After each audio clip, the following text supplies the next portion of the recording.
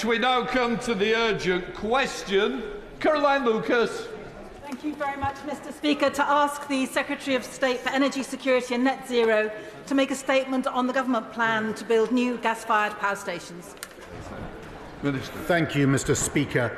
The second review of electricity market arrangements consultation was launched yesterday, and it sets out the choices that we need to make in delivering a fully decarbonised electricity system by 2035. This government has already reduced emissions from power by 65% since 2010, and thus made the UK the first major economy in the world to halve emissions overall. From less than 7% of electricity supply in 2010 to nearly 50% today, we have built record volumes of renewables, allowing us to remove coal altogether by October this year. Our success in growing renewables is why we need flexible backup for when the wind does not blow and the sun does not shine. Our main source of flexible power today is unabated gas. More than half of that, 15 gigawatts of combined cycle gas turbines, could retire by 2035. Meanwhile, electricity demand is set to increase as heat transport and industry electrify. We must ensure that we have sufficient sources of flexibility in place to guarantee security of supply. We need up to 55 gigawatts of short-duration flexibility and between 30 and 50 gigawatts of long-duration flexibility. Our aim is for as much of this capacity as possible to be low-carbon.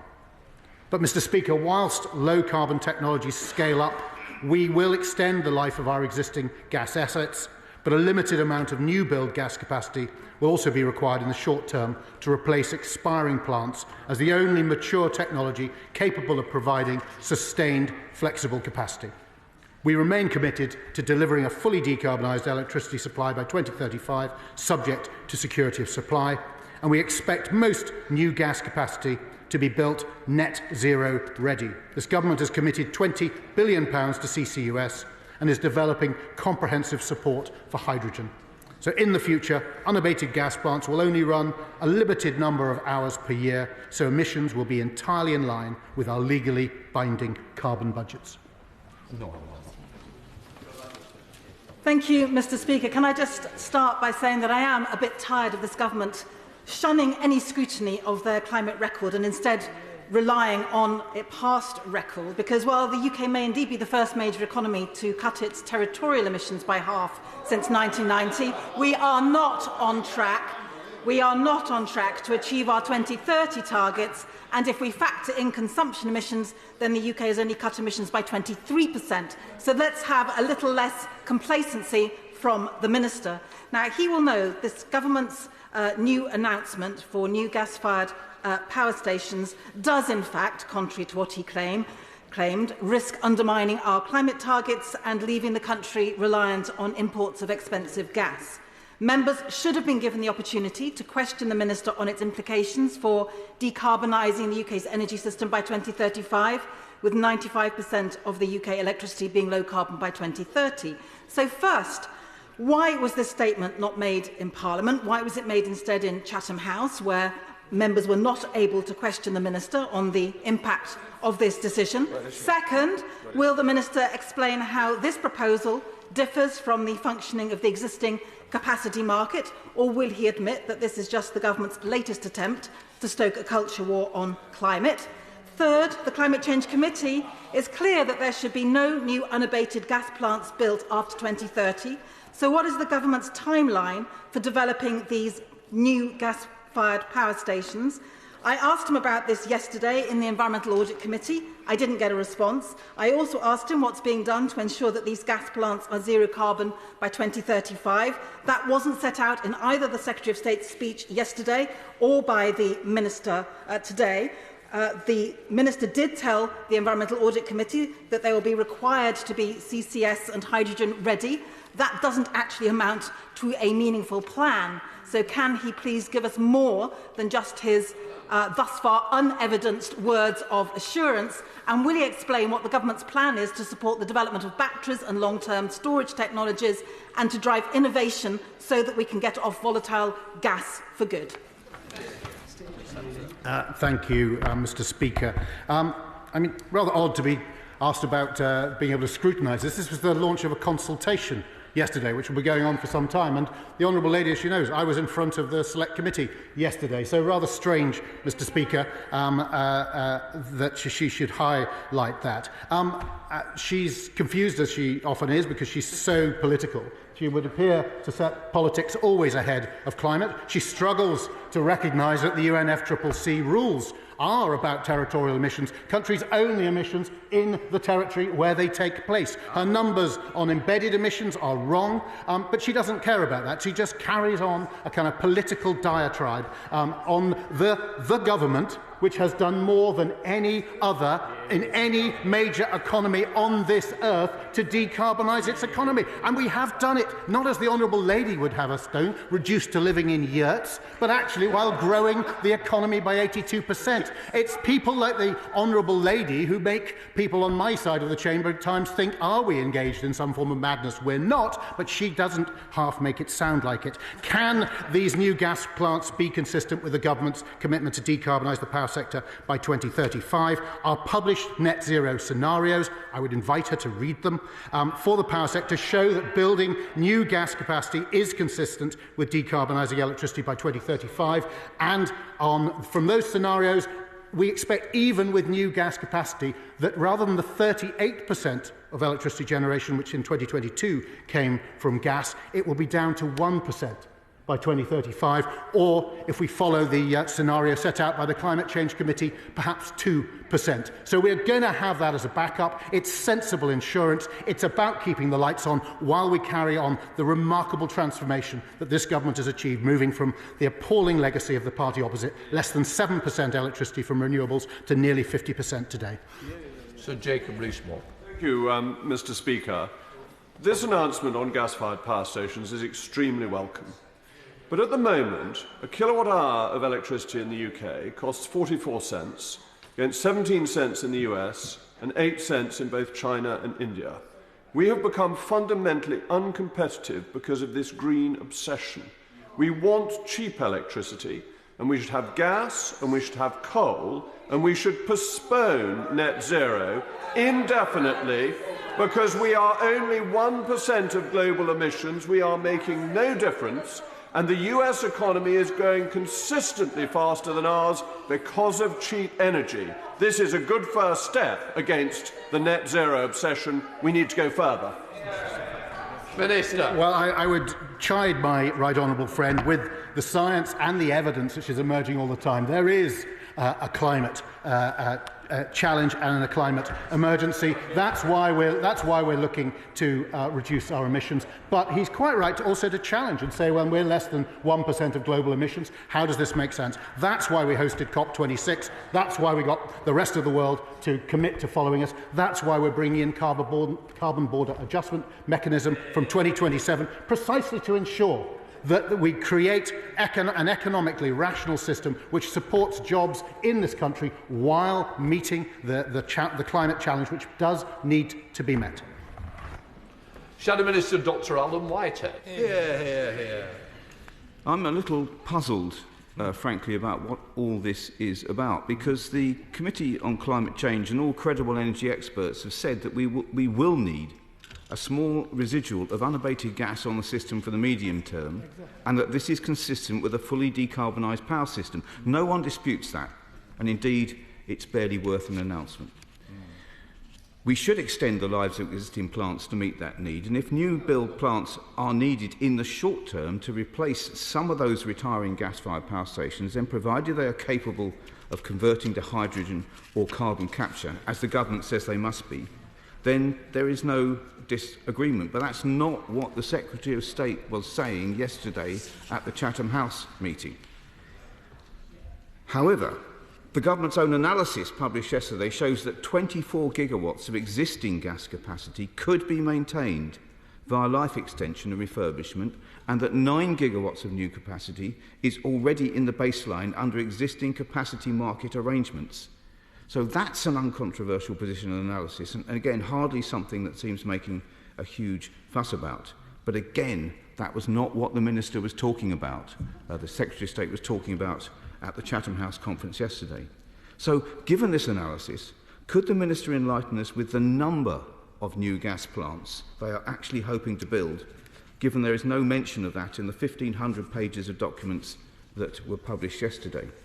And that's a very important point in terms of what appears to be government's intention to go beyond what is already in the analysis and apparently build a large number of new gas-fired power stations for the future. Now, there's a great deal in the review of electricity market arrangements published yesterday that would be worth discussing, not least the government's glaring failure to bring forward the low-carbon, flexible technologies such as long-duration storage that everyone knows we will need, and it's a shame that the Minister has not properly addressed this. So, can the Minister give us clarity on whether this is a meaningless announcement within existing policy arrangements, or an announcement that actually, as has been said, is an attempt to conjure a culture war out of climate and energy policy with announcements with no substance or value, and indeed that shows they have no serious plan for energy in our country. Yeah. Minister. Thank you, Mr. Speaker. The honourable gentleman asked about if there are new power plants, them being hydrogen or CCUS ready. We will legislate to make that a requirement. He asked about how many, around 5 gigawatts, but it's so dependent on so many interrelated things. The growth of the low-carbon and flexible storage, which we are a world leader in developing. We both support in innovation and we support through the capacity market, which he referenced. Why he suggests that none of this was clear yesterday, it was made absolutely crystal clear. And what we are doing, of course, is we're world leaders with the £20 billion we announced for carbon capture, utilisation and storage. And he will remember, because he's been around a long time, that in 2003, the then Labour government said that carbon capture, usage and storage was urgent. There was no route to 2050 without it. And then the Labour government proceeded to do nothing about it. Well, this government is getting on with it. It's putting its money where its mouth is. It's developing those technologies like carbon capture and hydrogen in a way that the Labour government failed to do so clearly, as it did, of course, with renewables to boot. So all they do is talk about climate. The truth is the greatest climate risk to this country would be if Ed Miliband destroys the market and starts to run some state-run quango, which will wreck the renewables growth which we've seen. Thank you, Mr. Speaker. I welcome this announcement. And the Independent Commission on Climate Change recognises that we're going to need unabated gas in the electricity market right up until 2035 and beyond. And more widely, that even in 2050, 25% of our energy needs will come from hydrocarbons. So does the Right Honourable Member agree with me that this is exactly the right way to maintain lower energy production costs while still meeting our net zero targets? I do agree with my honourable friend. So the point is to have a wide range of backup capacity, but not to use it very much with fossil fuels, and to look to, as I think has long been the case, that any new gas generation should be carbon capture ready, and we look forward to it being hydrogen ready as well. And we are in a very similar position to Germany and other countries who are looking at exactly this. And I think both Germany and Ireland, for instance, as part of their growth of renewables, recognise the need for gas, albeit used less and less, but having it there to ensure the lights stay on and we have appropriate insurance in place. SNP spokesperson Dave Dugan. What a cluster. It's unbelievable that we are in this situation. I want to quote directly from the Secretary of State's letter to members today, in which she said, "We're taking steps to make sure the lights stay on." That is your legacy of 14 years of the Conservatives in charge of energy. Now, uncomfortably, I find myself in agreement with the Right Honourable Member for North East Somerset, because this is a significant departure and one which we should be alarmed about. Where's your precious nuclear baseload now, or the government's rather? Where is the exemplar of where CCUS is working at this scale that the government is taking inspiration from? And wouldn't it have been an elegant solution to have unabated gas winding down at the same time as battery storage, long-duration pump storage was all winding up. But we can't have that because the government's dragged its feet on both of those things. What does the Minister say to people who are getting infrastructure for transmission all throughout their communities and they're being told to suck it up because this is what we need to do to get gas out the system, and now the same government is building new gas-fired power stations? The honourable gentleman, who's supposed to lead on this subject for his party, should have listened to what I said earlier. In 2022, it was 38% of generation came from gas. By the mid-2030s, it'll be 1 or 2%.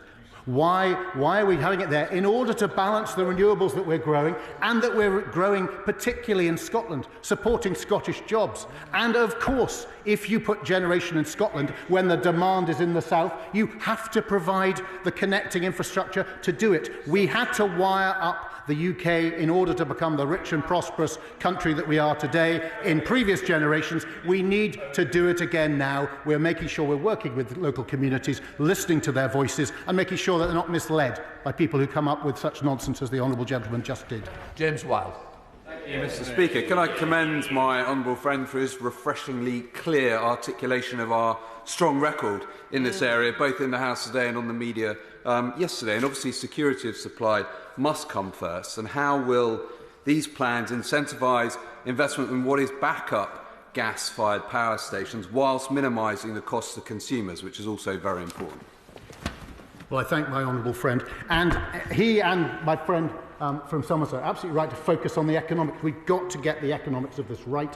We've used the capacity market in order, kind of auction-type mechanism, to bring forward make sure that we've got the flexible capacity. We're incentivising more and more of that to be low carbon. As you can see, the batteries that are coming on scale, we've got pumps, hydro storage potentially as well, but we're also, we need hydrogen and carbon capture, but we're ensuring we've got a balanced system which has discipline built into it in order to drive costs down. When we have CBAMs and other things coming on stream as well, I firmly expect in the 2030s we will have lower cost energy compared to our neighbours, and we will be, as my right honourable friend referred to, more economically competitive.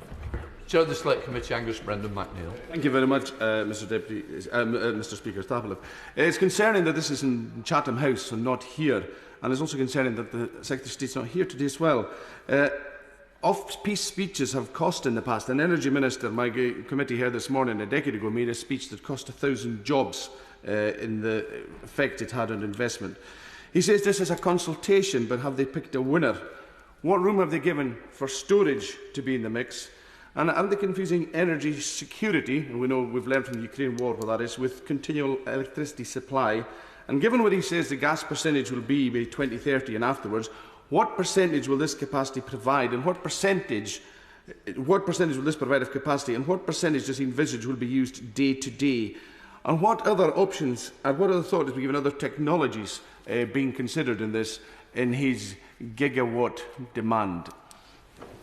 Well, I thank the honourable gentleman for his question. I suggested on different scenarios around 1 or 2% of total generation coming from gas in the future compared to the 38% in 2022 on an annualised basis. But clearly, as the honourable gentleman should know better than anybody here with his deep knowledge in this subject, it's based on the intermittency. So it depends how much the sun shines, how much the wind blows, but we make sure that we have a robust system. That's exactly what we're doing. So we can continue, and I loved, especially the people who are supposed to care about climate change, like the Green Party, could celebrate this country's global leadership, the fact that we're driving this forward. We're doing so in a way which maintains security of supply, and by bringing more and more renewables on with the lowest cost flexibility system to back it up, we're doing so in a more and more economical fashion.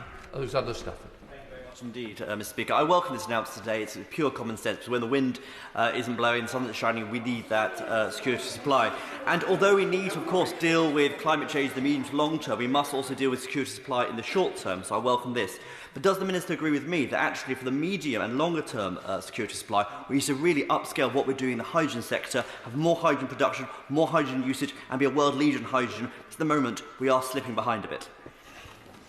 Well, I agree with my honourable friend on his point about the importance of hydrogen. Where I disagree with him, having seen I think it was 8 projects in the hydrogen allocation round 1, I don't think there's any indication that we're slipping behind. The truth is, the whole world needs to do this because everyone's analysis, from the IEA to the Climate Change Committee to my own department, suggests that hydrogen and carbon capture are necessary to bring about this sort of decarbonised system that we seek. But he's absolutely right on the importance of hydrogen. And I would say to him that he can expect more developments going forward because this country is leading on that, as it is in CCUS too. Sir Mark Hendry. Mr Speaker, I have a great deal of respect for the Minister and his knowledge on the subject and the fact that he, as most of us do in this chamber, recognise the need for cutting carbon, and he, I'm sure, is not one of those who would follow the flat earthers that we've seen from the member, for North Somerset. But clearly there's a great deal of trust and reliance being put on carbon capture and storage and also on hydrogen, both of which, in terms of technologies, are still quite new. We've talked about this stuff for 25 years, and the Minister would seemingly forget that this government has been in power for the last 14 years, and we're still not off the blocks in terms of hydrogen and carbon capture and storage. Is it not the case that the government is taking this position because it's a nod and a wink to the gas and oil industries whose support they'll probably need before the election this year, and this is part of the whole agenda implicating the right wing of his own party? I was with the honourable gentleman nearly all the way, and he's right. I mean, carbon capture and hydrogen, the whole world is looking at it because that's what the science says. Everybody who looks at it and analyses it says we need it, and it isn't yet at that level, a great level of maturity. But just as in so many other areas, this country is leading the way. We cut emissions more than anyone else. We've transformed. He knows how dire the legacy his party left this country in 2010. I mean, less than 7%. I'm just appalling. And the real danger if we go back to that. But that's why we have the gas power as a backup. So we've got a completely sound system, but we believe and will seek to deliver a decarbonised system by 2035. The biggest risk to that would be if the right honourable gentleman for Doncaster North were to come in and start to mess with the system, which has lifted us up from the back of climate leadership to the front. That's the real danger, and that's what we need to avoid. Can my right honourable friend stop by South Derbyshire and specifically come to the Willington site, which has already got planning permission for a new gas power station, and cut the ribbon when it opens? We've got spades in the ground. So I welcome this announcement, and I invite him to come and have a look at the Willington site, which is ready to go. Well, I agree with my honourable friend, and I applaud those who are investing in our system. We've made ourselves one of the most investable countries in the world for clean energy. Gas has an important part to play in part of that balancing, and with the development of carbon capture and hydrogen, then there's every opportunity for those assets to have an even longer life in a green fashion. And I would love to come and see my honourable friend. Clear Hall. Mr. Speaker, oil and gas are the energy sources of the past, and the reality, of course, with intermittent renewables is that we need an intermittent energy source that comes into there. The reality is, of course, gas power plants do the opposite. They don't come in intermittently, they sit there, and when we have too much renewables, the renewable energy is shut off, and gas, the carbon energy, continues to flow. And that is the reality of today. We are wasting renewable energy. Those energy sources get cut off while gas continues to flow. And the government does not realise that and does not respond to that. My question is really, can he confirm how many times the government has met with representatives of the oil and gas industry and how that compares with representatives of the renewables industry? Well, as so often, the lady does do it spectacularly well. She's completely and utterly wrong. The reason that renewables, as you say, get turned off is because of the constraints within the system, and the reason that gas gets turned on is because the system cannot otherwise cope. That is why we had the transmission acceleration plan. That's why we got the Connections Action Plan. It is something that has come about, and it's being opposed by the honourable gentleman. Every time we try and build the infrastructure out, the honourable gentleman says he's a friend. The SNP wants to be a friend of the renewables industry and Scottish jobs, and then opposes the infrastructure required for it. It's absolutely... I meet with the oil and gas industry a lot because the truth is that even with our world leadership, and we've cut emissions more than any other major economy on the planet, 75% of our primary energy today is still from oil and gas. And we will be dependent on oil and gas in 2050 when we're at net zero. And that's why it is so crazy that the parties opposite, including that of the Honourable Lady, believe that opposing licences, when we're actually dependent on the product, all it will do is see the loss of British jobs and the import of higher emission product from abroad. It's crazy. And I really do hope that people would think a bit more deeply on the other side and we could hear some common sense. I hear it in the corridors from backbenchers, but on the front benches and from the Honourable Lady, I hear nothing but nonsense. Vickers. Thank you, Mr. Speaker. I welcome this policy decision, which is recognition of reality. Could the Minister confirm that these new plants will actually be able to convert to a low carbon alternative in the future? I thank my honourable friend, and we will be legislating precisely to create that obligation for carbon capture ready and/or hydrogen ready. Samuel Wilson.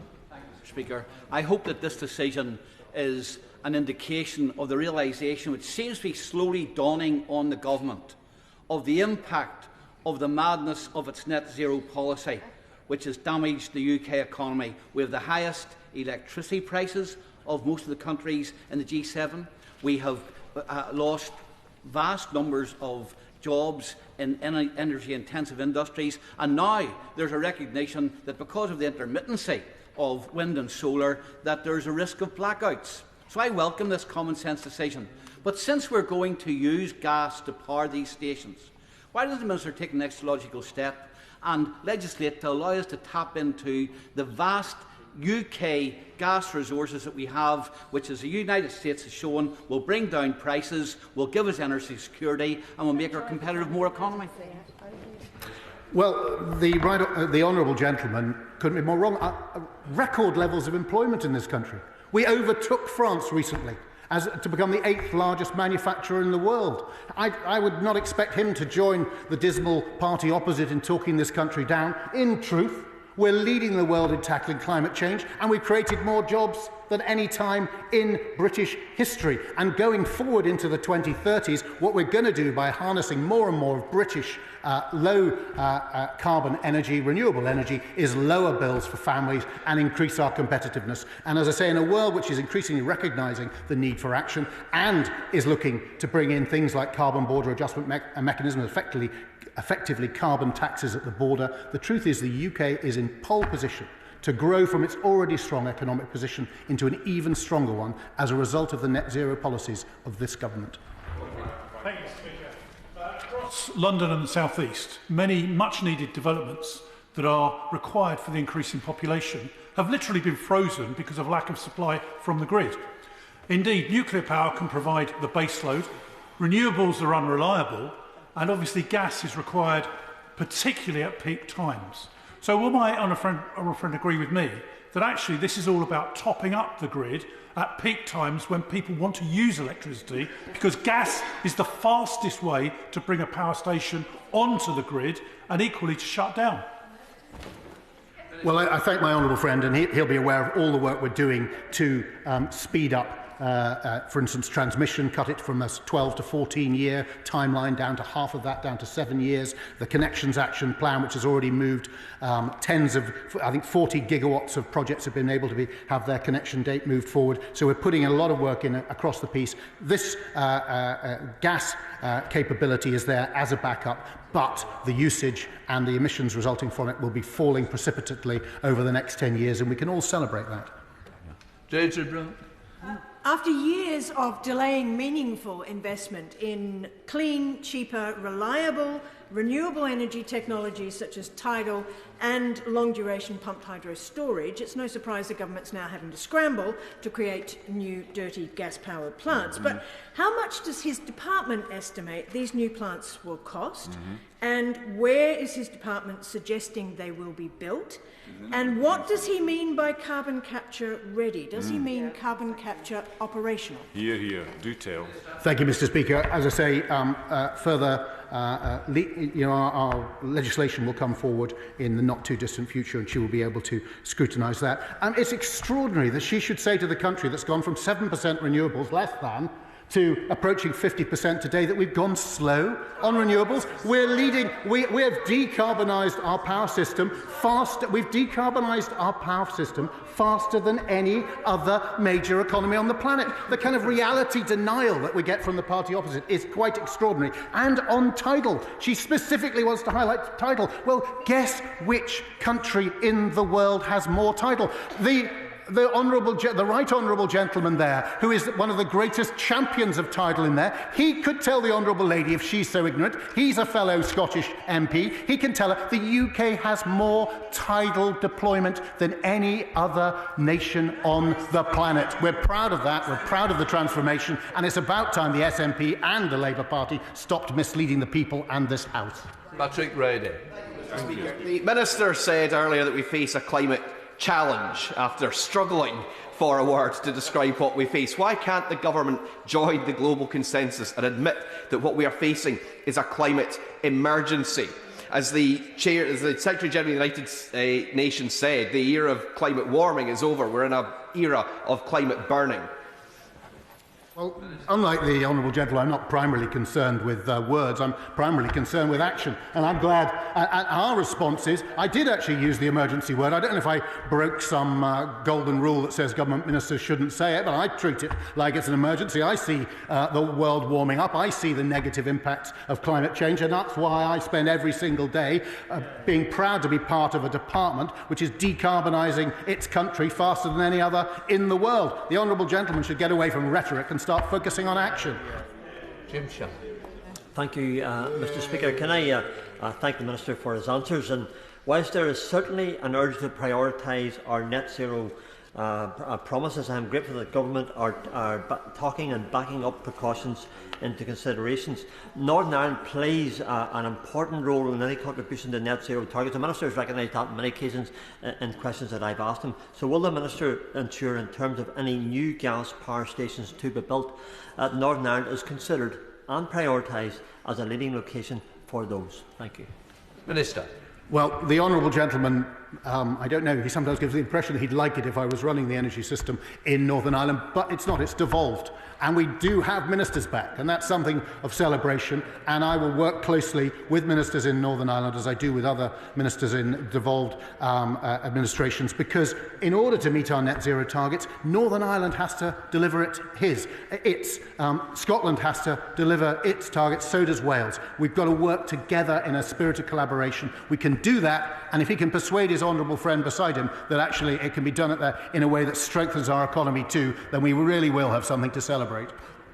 That completes the urgent question.